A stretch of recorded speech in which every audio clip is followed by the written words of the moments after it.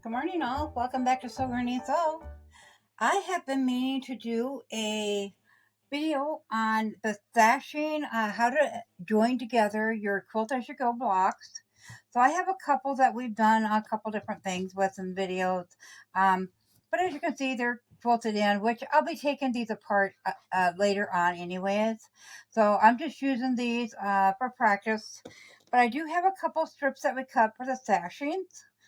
My blocks are about 9.5 inches, and I made sure that they were the same size as far as width-wise. So with our stashings, we just cut one to be 2 inches, and I just ironed them in half and then folded the fabric into itself to meet up in the middle, and then ironed that flat. Go ahead and give it a little steam so it lays nice and flat. And this one was 1.5 inches, and I did the same with that one. So we're going to go ahead and we're going to turn these blocks to their back side. And if you need to trim up anywhere, you can certainly trim those up. I do the back side first because I use the 2-inch on the front and the 1.5 on the back. So all I do is I line up the edges of one block to the strip and pin that into place.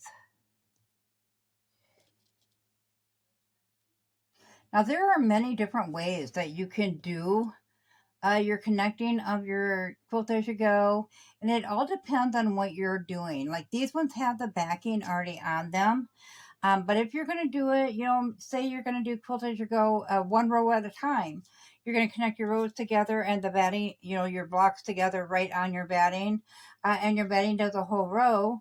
Then you'll put the backing on that and you'll leave a little extra and then just fold it over and sew that first versus putting a sashing on the back. So what we're going to do is we're just going to bring this over to the sewing machine. I have my walking foot on the sewing machine because it helps when you got it already quilted in with the batting in there. And I'm just going to take a 1/4 inch seam all the way along that. So I'll go ahead and I'll do that and I'll meet you back here. All connected in now with a 1/4 inch seam. So we're going to go ahead and we're going to put that back over there. And we're going to actually flip it back this way now. So it's right side up. The wrong side, the back of each will be together now. And you're going to open that up. And now you're going to pin it to your other block.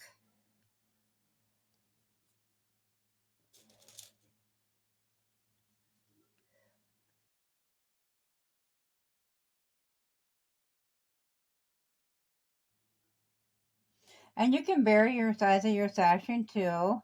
You just have to vary your size of your batting when you do so, because your batting at the end has to lay nice and flat and meet up perfectly in that center, so you will not have bulk in your seam.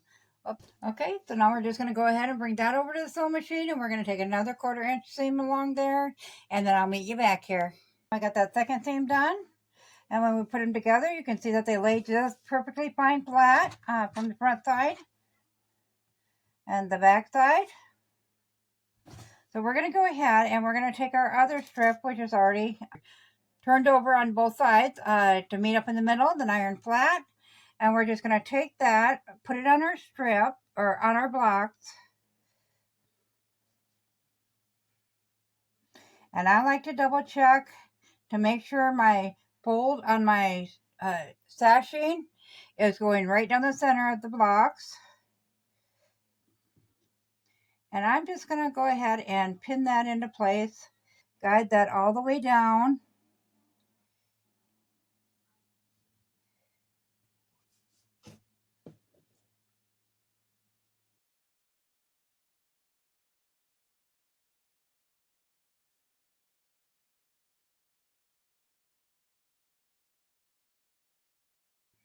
Throw one more pin in there just to be safe. And then we're going to flip it over to make sure the back is still good. But when we sew the front, it's not going to stitch over that on the back. And if it does, it's barely going to catch it. Now, I'm doing mine in bright color so it shows up. But generally, you would use, whatever color your backings are, you would use that color thread to make it all match together. I'm using bright colors so they show up for you. So we're just going to go ahead and we're going to take I think I'll start with this side because as I pull the pins out, it'll come loose otherwise. So I'm going to go ahead and I'm just going to go right on the edge of that, maybe like 1/8 of an inch in, and stitch that down. Then I'll turn it around and then I'll come back stitching that side in. So I'll get that done and then I'll meet you back here. You can see our strip is attached. There is no bulk. You can't even feel that there's a seam there at all. It lines up good. I could have been a little more careful on the back. That's it. That one kind of got it a little bit there and then missed it the rest of the way. So if you wanted to, you could put a bigger one on the back to make it the same size. And then you just barely catch that edge to sew it down as well. You can see that it's strongly attached. The last quilt I did like this, the one thing I noticed about it after I got it washed up, it was for my granddaughter, so before I gifted, is when you fold them, they kind of got like a guide. You know how when you fold quilts and sometimes they don't always line up? They have their own like built-in guide because of those seams like that. Let me know in the comments below, guys, if you tried this or how you do yours. Like I said, there's so many different ways. I know I had a lot of questions about how do you put them together without the bulk. So this is how you do it. Just line up those inside seams when you're putting the front and the back on. Make sure you always put the back on first. That way you're not sewing into your front. You know, if I would have put the front on and then did the back, the stitching would have shown through on that front side. And I didn't want that stitching. And this way the front side is totally sewed down along them edges. So they're not going to come up when you wash it or use it or whatever. So as always, guys, if you found this video useful, go ahead and give it a big thumbs up. It really helps our channel grow. If you haven't subscribed yet, go ahead and hit that subscribe button because we'd love to have you here at Sew Granny Sew. Thanks all. Have a great day. Bye.